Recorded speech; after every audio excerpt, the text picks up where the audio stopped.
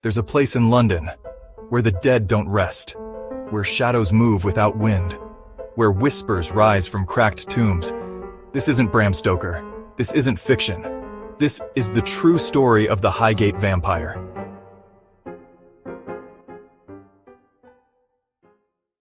Highgate Cemetery, an overgrown necropolis nestled in North London, founded in 1839, home to over 170,000 graves. But in the late 60s, something changed. Locals began reporting a tall, dark figure dressed in a cloak, motionless, watching from the shadows.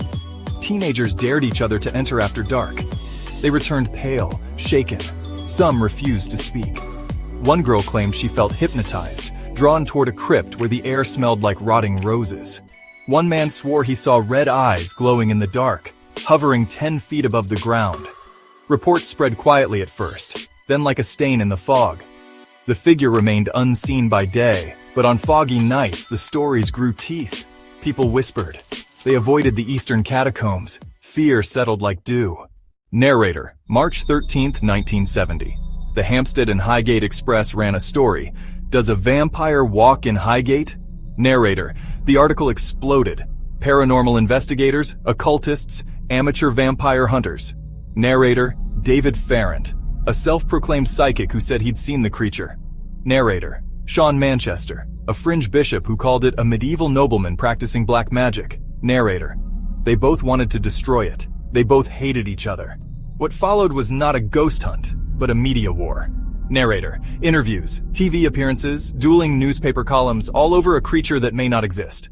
Narrator, or did it? After a televised interview, a crowd, over 100 people, stormed Highgate. Torches, cameras, wooden stakes. They climbed locked gates. They pried open mausoleums. One crypt was desecrated.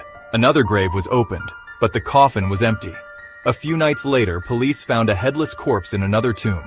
Blood smeared on the lid. The crime was never solved. Manchester claimed he tracked the vampire to a secluded catacomb. He said he performed an exorcism, burning incense, chanting in Latin. He said he opened a coffin and found a shrunken, blackened body. Its eyes opened. He fled. Both men were later arrested for trespass and vandalism. Neither changed their story. Narrator, so, was there ever a vampire in Highgate or mass hysteria, fueled by tabloids, ego, and horror films? Narrator, bodies were disturbed. Witnesses saw something they couldn't explain. Some still claim the figure appears on foggy nights, tall, cloaked, watching.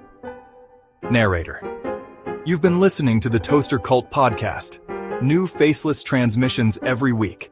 If you liked this story, subscribe, share, and stay out of the fog. Whispered, he still walks.